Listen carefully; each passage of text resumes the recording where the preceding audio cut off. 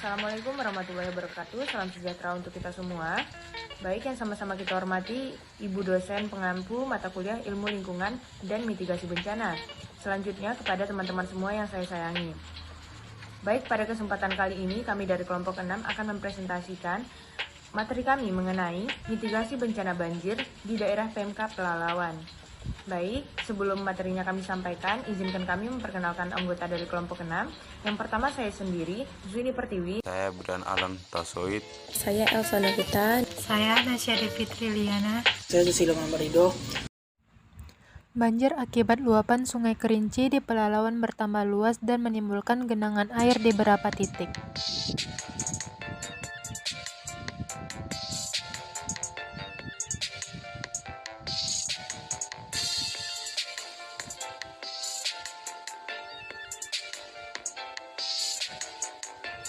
Banjir adalah salah satu bencana alam yang menjadikan kondisi daratan tergenang oleh aliran air dalam volume yang berlebihan. Lalu bagaimana banjir bisa terjadi? Yang pertama yaitu topografi wilayah, 2. Intensitas curah hujan, 3. Daerah resapan, 4. Aliran sungai, 5. Kondisi hutan. Mitigasi bencana. Mitigasi bencana adalah serangkaian upaya untuk mengurangi risiko bencana, baik melalui pembangunan fisik maupun penyadaran dan peningkatan kemampuan menghadapi ancaman bencana. Pasal 1 ayat 6 Peraturan Presiden Nomor 21 Tahun 2008 tentang penyelenggaraan penanggulangan bencana. Bencana sendiri adalah peristiwa atau rangkaian peristiwa yang mengancam dan mengganggu kehidupan masyarakat. 1. Mitigasi. Mitigasi adalah tahap awal penanggulangan bencana alam untuk mengurangi dan memperkecil dampak bencana. Mitigasi bencana adalah kegiatan sebelum bencana terjadi. Ngapain aja pas mitigasi? Yang pertama yaitu membuat peta rawan bencana. Yang kedua, melakukan penyuluhan tentang kebencanaan. Yang ketiga, melakukan reboisasi. Yang keempat, melakukan simulasi bencana. Yang kedua, kesiapsiagaan merupakan perencanaan terhadap cara merespon kejadian bencana. Perencanaan dibuat berdasarkan bencana yang pernah terjadi dan bencana lain yang mungkin akan terjadi. Tujuan adalah meminimalkan korban jiwa dan kerusakan sarana prasarana. Yang ketiga, respon atau tanggap darurat merupakan upaya meminimalkan bahaya yang diakibatkan bencana. Tahap ini berlangsung sesaat setelah terjadi bencana. Fokus utama dalam kegiatan ini adalah upaya pertolongan korban.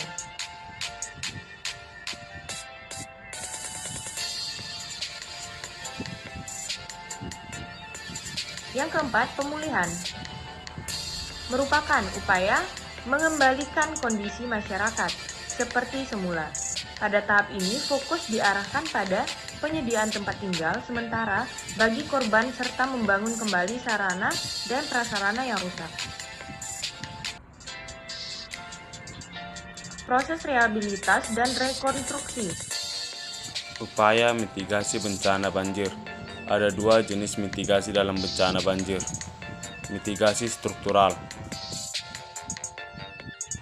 Upaya pencegahan banjir dengan membuat rekayasa teknis bangunan tahan bencana serta infrastruktur bangunan tahan air. 1. Pembuatan bendungan bertujuan untuk mengatur kecepatan aliran dan debit air. 2. Reverse strengthening atau pelurusan air sungai. 3. Dredging atau pendalaman sungai bertujuan untuk membuat sungai lebih dalam agar dapat menyimpan debit air lebih banyak. 4. Channelization atau penanggulangan sungai. Pembuatan tanggul di sisi sungai bertujuan untuk mencegah luapan air agar tidak mengenai daratan. Mitigasi non-struktural. Upaya pencegahan banjir yang dilakukan selain mitigasi struktural seperti dengan perencanaan wilayah dan asuransi, konservasi tanah dan air di hulu sungai.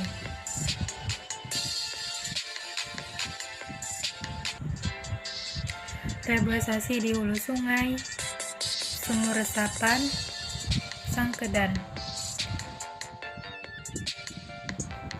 mengevaluasi tempat rawan banjir, perbaikan tanggul sungai, pengelolaan dataran banjir berupa penataan ruang dan rekayasa di dataran banjir yang diatur sedemikian rupa bertujuan meminimalisir risiko kerugian atau bencana bila tergenang banjir.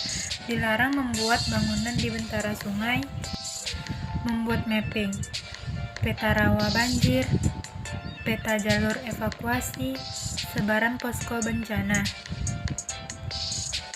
Menghadapi banjir yang dilakukan sebelum banjir terjadi yaitu yang pertama, memiliki persediaan makanan dan obat-obatan. Yang kedua, memiliki persediaan pelampung.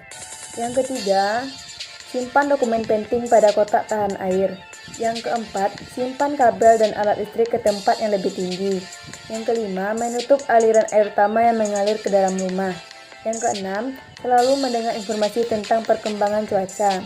Yang dilakukan saat banjir terjadi yaitu yang pertama, mengerahkan regu penyelamat.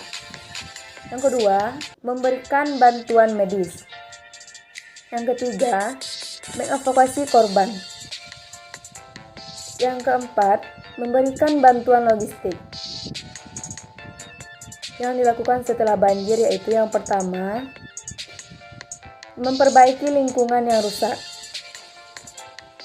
Yang kedua, membersihkan rumah atau tempat tinggal. Yang ketiga, menyediakan pengungsian bagi korban banjir. Yang keempat, memberikan bantuan makanan dan medis bagi pengungsi. Yang kelima, menyediakan sanitasi untuk para pengungsi. Dan yang terakhir yaitu melakukan perbaikan pada wilayah yang terdapat banjir.